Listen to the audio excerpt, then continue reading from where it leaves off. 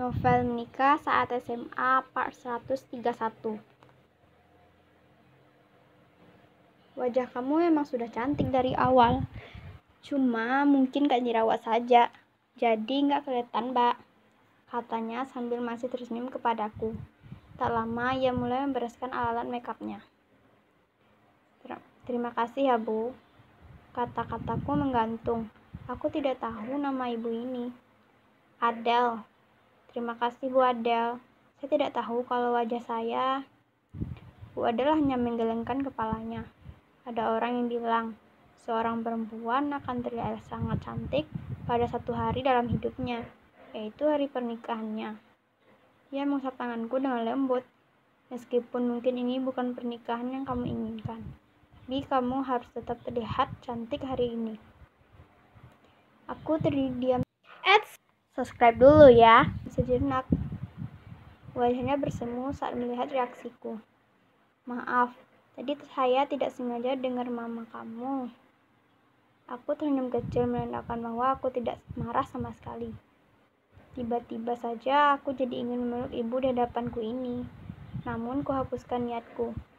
Bu Adele yang sudah selesai membereskan barang-barangnya kembali menoleh kepadaku.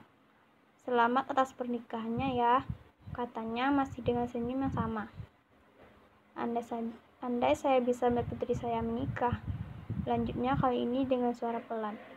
Aku hampir tidak mendengarnya. Wajahnya sesaat terlihat sedih, tapi segera ia tersenyum lagi. Kuputuskan untuk tidak bertanya mengenai hal itu. Terima kasih lagi ya, Bu. Ia mengangguk lalu berbalik keluar dari kamarku. Selama beberapa menit, pintu kamarku kembali dibuka.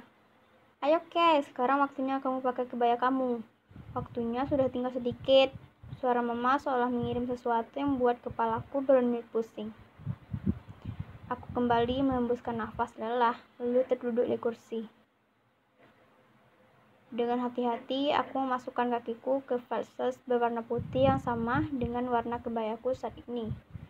Setelah berhasil memasukkannya, tanpa merusak lipatan kain batik yang terlilit ketat di tubuhku, aku dua ke depan cermin untuk melihat hasil akhir dari segala penderitaan yang kurasakan sejak pagi.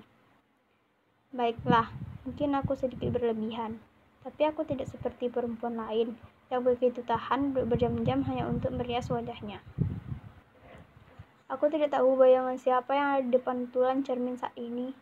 Kebaya putih yang digunakannya memang bukan desain terbaru atau kebaya termahal yang dijual di pasaran. Kain batik berwarna putih abu-abu yang dipakai sebagai bawahan pun juga bukan kain selembut sutra. Tapi dengan paduan antara keduanya, serta riasan dan segala aksesorisnya, entah kenapa semuanya terlihat begitu sempurna di tubuh wanita itu. Paduan antara kesederhanaan dan kecantikan yang tidak bisa kugambarkan. Perlahan tangan wanita itu menyentuh wajahnya. Muncul ekspresi di antara keraguan dan kaget seperti tidak percaya apa yang dilihatnya saat ini. Dan ternyata dari tadi aku telah mendeskripsikan diriku sendiri. Apa benar ini aku? Aku kembali mengingat kata-kata Bu Adele tadi. Sepertinya aku harus benar-benar percaya dengan kata-katanya.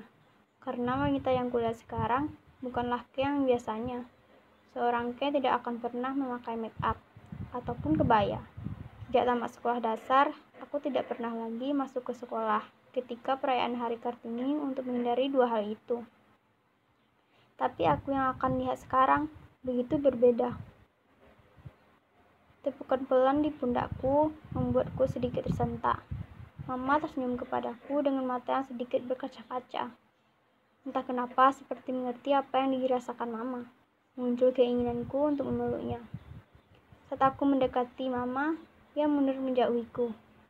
Jangan, Kay, nanti pakaian dan riasan kamu hancur. Tapi, Ma, tidak, Kay, ini hari penting kamu. Mana mungkin Mama merusaknya, kata Mama memotong keucapanku. Dan bagaimana mungkin seorang anak tidak memeluk ibunya di saat hari ia akan dilepas untuk menjalankan kehidupan barunya? Aku menarik Mama dengan sedikit paksaan, lalu memeluknya. Butuh waktu beberapa detik baginya untuk membalas pelukanku. Tapi kemudian ia menjauhkan tubuhnya. Setetes air mata mengalir di pipinya. dan segera dihapus. Saat ia sadar, aku melihatnya dengan pandang yang bertanya-tanya. Mama sadar, Mama bukan ibu yang sempurna selama ini, Ke. Mama tahu ini bukan pernikahan yang kamu inginkan. Mama juga tahu kamu harus berkorban banyak karena pernikahan ini. Maafkan Mama ya, Ke. Mama sudah terlalu keras sama kamu. Jelas Mama menjawab pertanyaan yang terlihat jelas di wajahku. Setetes air mata mengalir di pipinya. Mendengar pernyataan tiba-tiba Mama membuatku kembali memikirkan apa yang telah terjadi beberapa minggu terakhir ini. Aku bisa berkata bahwa ini memang bukanlah jenis pernikahan yang aku impikan, tapi bukan berarti aku tidak menyayangi Mama. Hubungan kami yang merenggang sejak perjodohan ini dimulai tidak berarti aku membencinya. Semua hal tentang perjodohan ini tidak peduli seberapapun aku membencinya, tidak menjadikan Mama menjadi orang yang jahat. Mama masih menjadi Mama yang terbaik yang pernah ada, dan aku tidak mau orang lain untuk menggantikannya. Aku membuka lebar mataku beberapa kali, hal yang sering kulakukan saat mencoba menahan air mataku keluar. Ingin rasanya aku tersenyum dan mengatakan segala kata-kata yang telah tersusun di otakku pada Mama. Ingin rasanya aku menghapus air mata yang ada di wajah Mama dan berkata bahwa aku tidak apa-apa, bahwa ia adalah Mama yang terbaik dan masih menjadi yang terbaik sampai saat ini. Tapi aku tak bisa. Aku tersenyum kecil dan menggelengkan kepalaku. Apapun itu, semuanya sudah terjadi, Ma. Kita nggak bisa kembali untuk memperbaiki kesalahan kita. Yang terpenting sekarang, bagaimana cara kita menghadapinya. Suara ketukan menghentikan pembicaraan kami. Tante Nazam membuka pintu dan menghampiri kami dengan terburu-buru. Pengantin prianya sudah datang, Far, katanya memberitahu Mama. Oh tidak. Skip. Baiklah, sekarang ijab kabul akan dimulai. Untuk bapak-bapak dan ibu-ibu sekalian diharapkan bisa tenang terlebih dahulu, kata penghulu di hadapanku. Setelah pemberitahuan dari Tante Naza, aku segera dibawa ke ruang tengah di mana acara akan dimulai. Brian duduk diam di sebelahku. Sejak kedatangannya, aku sama sekali tidak berani menatap wajahnya. Bismillahirrahmanirrahim. Saya nikahkan Brian Jess Gutama binti Boy Justin Gutama dengan saudara Kiara Safira binti Dandi Anggara dengan seperangkat alat sholat dan mas kawin sebesar emas 23 karat dibayar tunai. Hening. Saya terima nikahnya Kiara Safira binti Dandi Anggara dengan seperangkat alat sholat dan mas kawin tersebut dibayar tunai. Suara Brian menggema di telingaku. Saya akan menampar wajahku bahwa apa yang terjadi sekarang adalah kenyataan. Sedikit lagi dan aku bisa menjadi istri Brian. Bergumul saat bayangan aku dan Brian bersama muncul di benakku. Bagaimana saudara-saudara? Sah? Tanya bapak di hadapanku kepada keluarga kami berdua. Tidak, sah, jawab mereka hampir serempak. Alhamdulillah, kata penghulu diikuti dengan keluarga kami. Sekarang aku benar-benar sah menjadi istri Brian. Skip. Suasana di mobil begitu hening dan mencekam hingga membuat tubuhku merinding. Aku dan Brian sedang berada di mobil yang sama menuju rumahnya untuk acara resepsi pernikahan kami.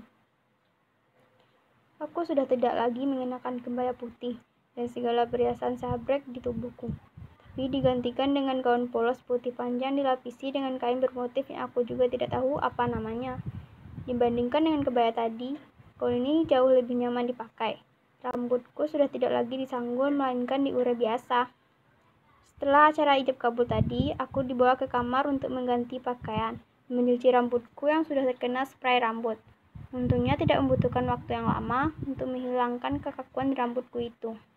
Aku juga sempat menghapus make up dari wajahku, tapi kemudian wajahku harus di make up lagi dengan riasan yang berbeda. Kali ini lebih tipis dan lebih natural.